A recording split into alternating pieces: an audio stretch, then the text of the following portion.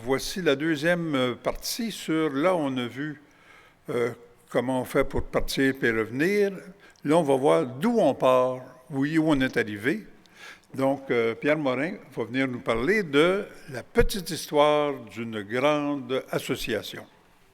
Alors bonjour, mon nom c'est Pierre Morin, je suis membre de l'association depuis 2007. Je fais partie de l'équipe d'animation de la région de Québec, puis je suis membre du conseil d'administration avec des collègues des autres régions, que je salue en passant. Puis je suis co-rédacteur aussi du PAPA que vous recevez quelques fois par année. Alors voilà, la salle de rédaction, c'est mon sol.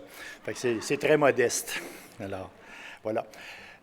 J'ai un petit côté archiviste, puis je ramassais depuis quelques années des anciennes photos, des anciens textes, en me disant qu'un jour ou l'autre, il faudra bien raconter l'histoire de cette association-là. Ça vaut bien la peine. Et pourquoi pas profiter de 2025, le 25e anniversaire, pour le faire. Alors, on a mis un projet en branle, et ce n'est pas de moi que je vais vous parler, c'est du projet. Alors voilà, on a appelé ça, on est une petite équipe, on a appelé ça la petite histoire d'une grande association, une belle histoire qui mérite d'être racontée. Effectivement, plus on fouille, plus on découvre des documents, plus la journée d'aujourd'hui, d'ailleurs, vient valider ça, plus on s'aperçoit que ça vaut la peine de raconter cette histoire-là. Donc, la présentation du projet, les objectifs du projet, dans le fond. Dans le fond, c'est de conserver, puis de faire connaître les grandes étapes du développement de l'association. C'est tellement riche. C'est de rendre hommage aussi aux fondateurs puis aux bénévoles qui ont contribué à l'évolution de l'association. Donc, on en a eu quelques témoignages depuis ce matin. Ces gens-là, s'ils n'avaient pas décidé de mettre en place une association, elle n'existerait pas, puis on ne serait pas là. Donc, c'est un devoir de mémoire. Comment on veut s'y prendre? Les moyens, voilà. On veut créer ce qu'on appelle un musée virtuel. Une des membres de l'équipe, c'est Marie-Ève Lessard. C'est elle qui a amené cette image-là de dire pourquoi on pourrait créer ce qu'on appelle un musée virtuel pour essayer de centraliser toutes les choses qu'on a sur l'association qui est liée à l'histoire. Alors, j'ai trouvé l'idée géniale, j'y ai volé. C'est aussi quelque chose qui pourrait être enrichi au cours des années. Vous allez voir, il y a comme une colonne vertébrale centrale, mais on peut rajouter au fur et à mesure des morceaux. Le projet comme tel, on a créé un comité de travail. Je ne suis pas le seul archiviste, j'ai une chance d'avoir de l'intérêt pour les archives. Il y a moi-même. Il y a Jean-Marc, mais Jean-Marc, on lui a demandé avant qu'il soit membre honoraire. Alors, est-ce qu'il va pouvoir continuer à nous parler? On verra. Mais le connaissant, ça ne m'inquiète pas trop. Marie-Ève, justement, le sort de la région de Montréal. Patrick, notre monsieur magicien des effets vidéo, tout ça. À Québec aussi, on l'appelle Télésino. C'est drôle, il y en a deux. Puis Christian Tessier, de la région de l'Estrie. Encore l'Estrie, si vous voulez. Pas de ma faute. Ils sont bons, tant mieux pour eux autres. Alors, Christian, qui était un archiviste puis un collaborateur absolument très apprécié. Alors, on a décidé de découper le projet en 10 grandes sections qui correspondent à des étapes de vie de l'association, puis à des projets de création. D'abord, les précurseurs des années 90, la naissance de l'association, puis toutes les réunions qui ont précédé, les documents fondateurs qu'on regroupe, les communications, vous en avez un aspect justement au kiosque en arrière, les activités qui sont nationales, les activités régionales. Vous vous retrouvez depuis ce matin qu'on parle de ces choses-là. Nos membres honoraires sont maintenant rendus 12. Les publications de nos membres, on en a parlé ce matin, on va continuer. Les liens avec nos partenaires et surtout les défis pour l'avenir, très en lien avec la démarche de réflexion qui est entreprise présentement pour savoir c'est quoi l'avenir de l'association.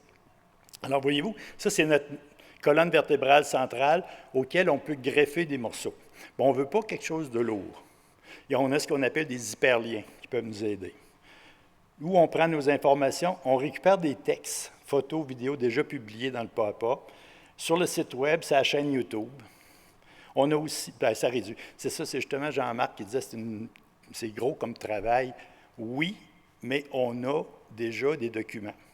Je prends un exemple, quand on va parler de nos valeurs, Yves de Belleval et Guy Vermette avaient écrit il y a 3 ou 4 ans des textes sur chacune de ces valeurs-là. Alors, il s'agit dans le nœud central de tout simplement dire générosité, vous voulez en savoir plus, hyperlien, puis on s'en va vers les textes de Guy et de Yves. Enfin, vous voyez, le centre reste relativement léger, et pour ceux qui sont intéressés, ils peuvent aller plus loin.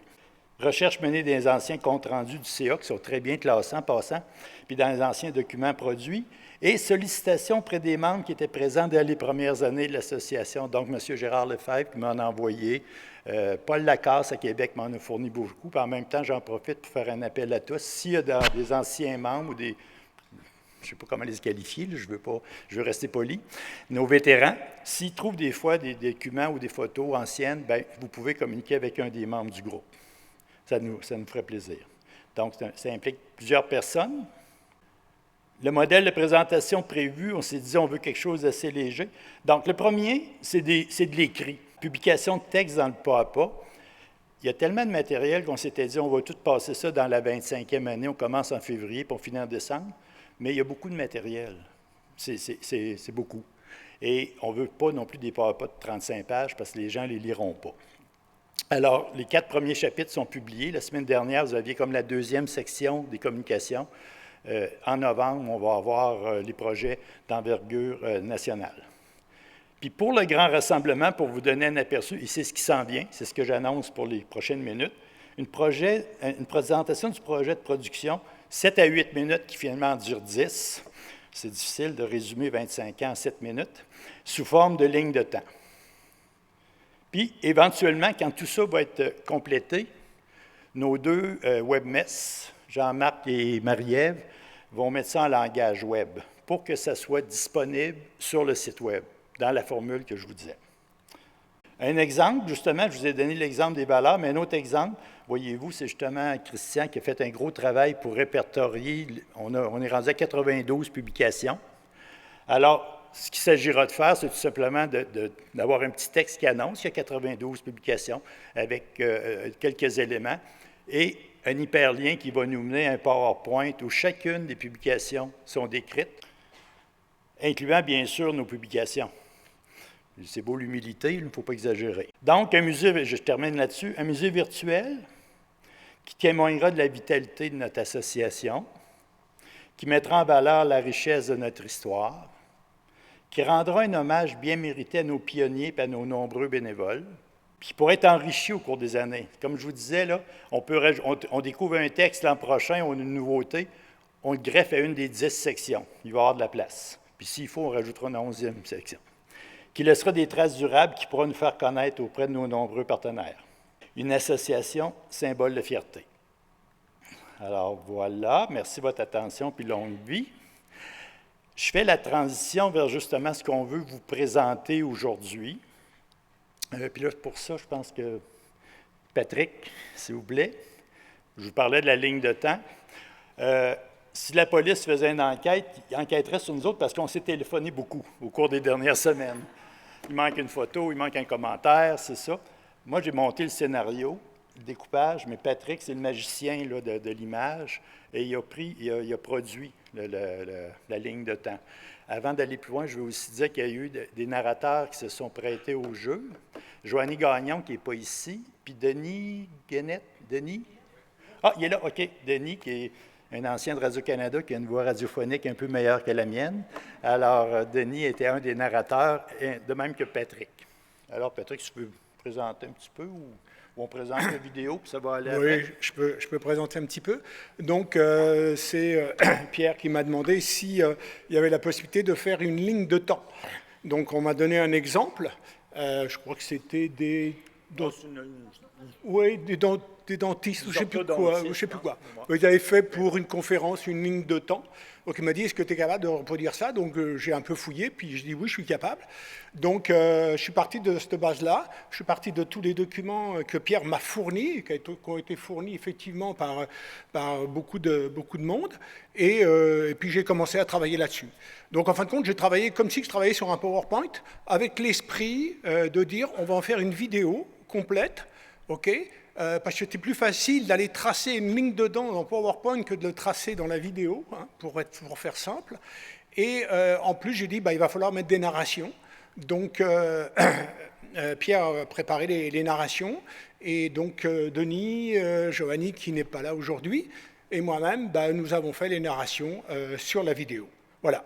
Donc, c'est tout ce que j'avais à dire. Donc, maintenant, je pense qu'on va le présenter. Ça va être mieux. On va le présenter. Puis, c'est un document qui pourra, si vous le souhaitez, être disponible pour les différentes régions.